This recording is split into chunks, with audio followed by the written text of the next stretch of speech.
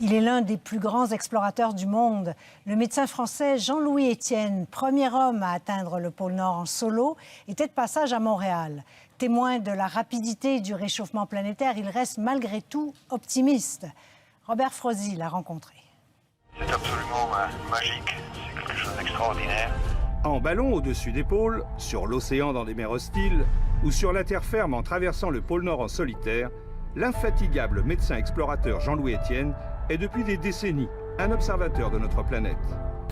Quand on fréquente les régions polaires, il est évident que c'est les plus affectés, les gens affectés par le changement climatique. J'ai été au pôle Nord en 1986, donc il faut comprendre que le pôle Nord est au milieu d'un océan gelé, on marche sur la glace de mer.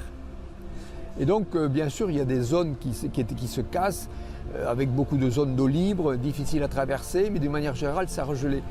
J'ai survolé le pôle Nord en ballon en 2010, en début avril. Début avril, dans le Haut-Arctique, c'est encore l'hiver.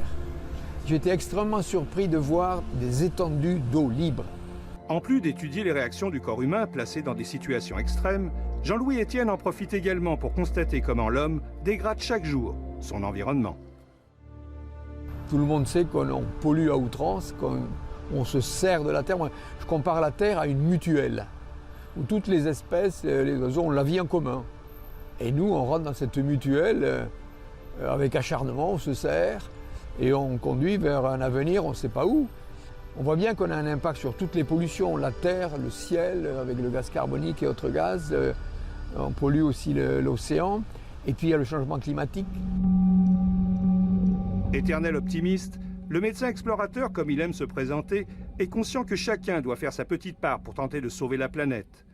Convaincu que c'est aussi par la jeunesse que des solutions viendront. J'ai écrit un bouquin qui s'appelle « Inventer sa vie ».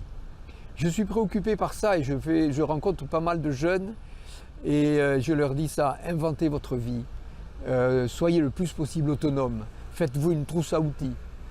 À 73 ans, l'homme continue encore ses nombreuses conquêtes. Il travaille depuis 10 ans sur un projet ambitieux qui va devenir réalité en 2022. Je travaille sur une station océanographique qui est un grand tube, un grand flotteur qui fait 100 mètres de haut, qui fait 1000 tonnes. Et donc c'est un flotteur, il y aura 20 mètres immergés, 80 mètres sous l'eau, et on va dériver avec le courant autour de l'Antarctique pour étudier cet océan que les marins appellent les 50e hurlants. Ce sont des zones qui sont très ventées. Cet homme, au pas tranquille mais assuré, continue son chemin avec encore la certitude qu'il pourra contribuer à sauver la planète. Ici Robert Frozy.